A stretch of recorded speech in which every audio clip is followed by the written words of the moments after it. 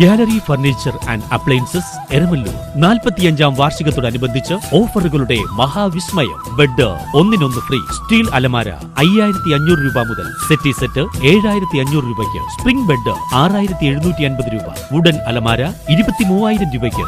എല്ലാ ഗൃഹോപകരണങ്ങൾക്കും ഫിനാൻസ് സൗകര്യം. 20000 സ്ക്വയർ ഫീറ്റിൽ ഗൃഹോപകരണങ്ങളുടെ Rajadhani gallery furniture and appliances, Saniya തിയേറ്ററിന് എതിർവശം, Eramalloor. Our sister concern grand furniture mart, Eramallur.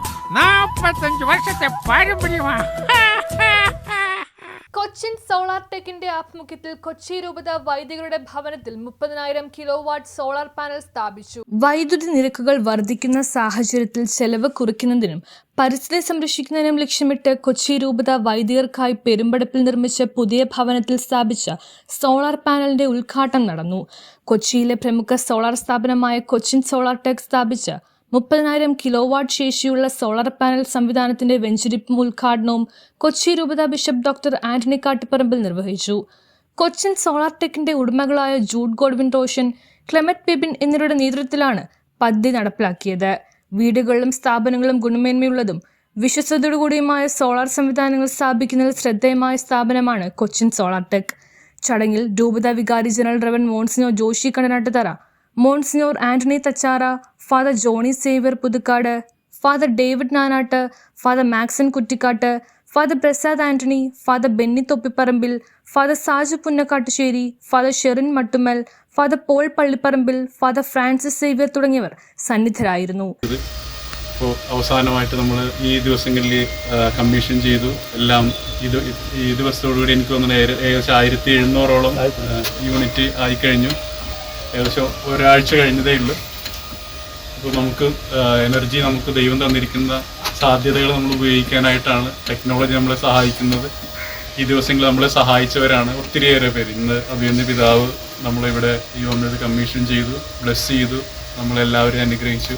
അഭിനന്ദ പിതാവിനെ ഇവിടെ സീറോ ഇലക്ട്രിസിറ്റി ബില്ലാക്കണമെന്നുള്ളത്, ഫിക്സഡ് ചാർജ് വരും ഇതായിട്ട്, എന്നാലും സീറോ ഇലക്ട്രിസിറ്റി ബില്ലാക്കണമെന്നുള്ളത് ഞങ്ങൾ സ്റ്റാർട്ട് ചെയ്തത് 16 വർഷം മുമ്പാണ്. അപ്പോൾ നമ്മുടെ തച്ചാർ അച്ഛനാണ് വന്നിട്ട് എനിക്ക് ആദ്യം ഞങ്ങൾ ഷോറൂം എൻജിനിയർ ചെയ്തത് 16 വർഷം മുമ്പ്.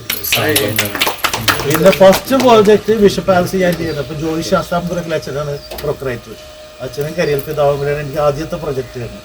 സെക്കൻഡ് പ്രോജക്റ്റ് വന്ന് മരിയ നിരക്കൽ അച്ഛനാണ്. പിന്നെ ഇവിടെ അക്യൂനസ് കോളേജ് ചെയ്ത് ജോൺസൺ ജെറമിയിൽ അച്ഛൻ.